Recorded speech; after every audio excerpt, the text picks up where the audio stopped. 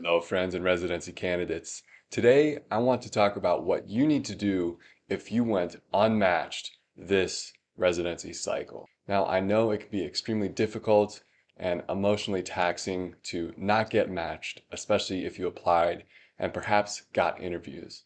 So today, I want to start out by saying what you need to be focusing on over the next months to year to match. Now, the first thing is that you need to make sure that you take advantage of this time that you now have.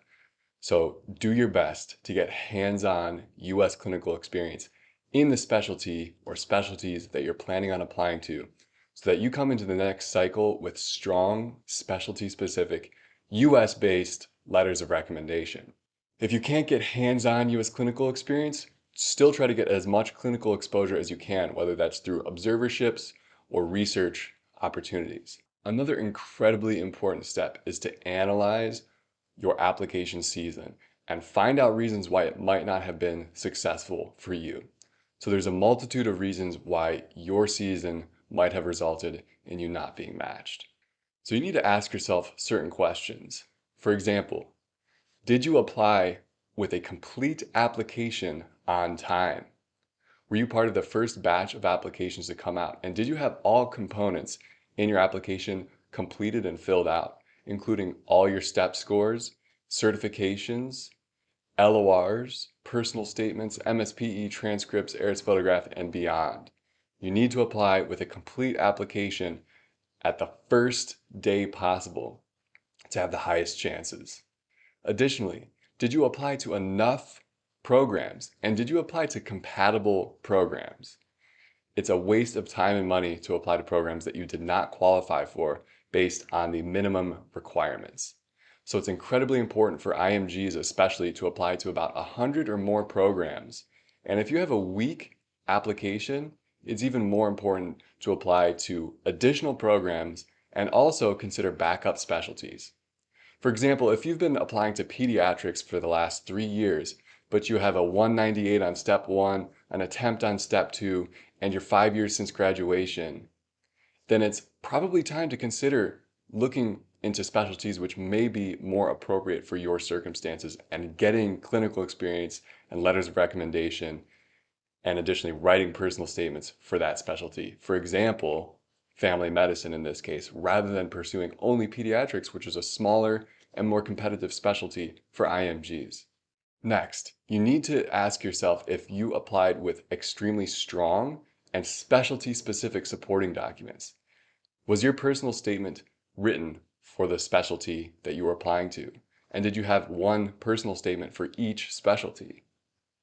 Was it conveying why you're interested in that specialty and what qualifications, experiences, and characteristics you have to succeed? It's also incredibly important to apply with strong specialty-specific letters of recommendation.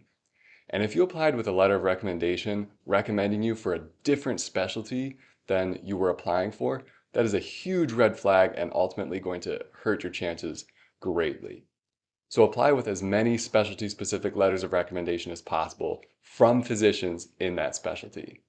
And if you can't get physicians from that specialty to write the letter, make sure they're at least recommending you for the specialty that you're applying to.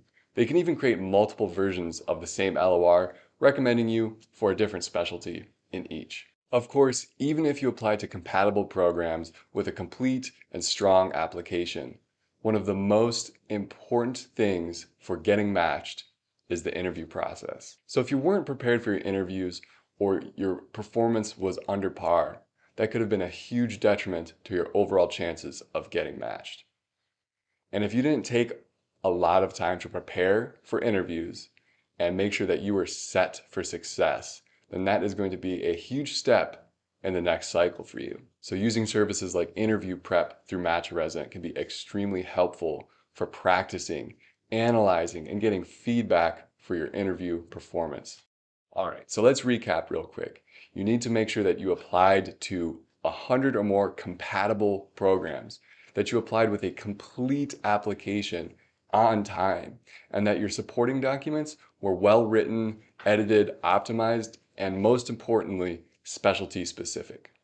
So if you'd like help analyzing your application cycle and finding out reasons why you might not have matched this time around, head over to residencyexperts.com, where we provide expert coaching, feedback, analysis, editing, and optimization for the MyArris application and all the most important supporting documents. If you have questions, make sure you leave them in a comment below. And of course, like this video and subscribe to get more essential content like this. Thanks, everybody. Take care and best of luck.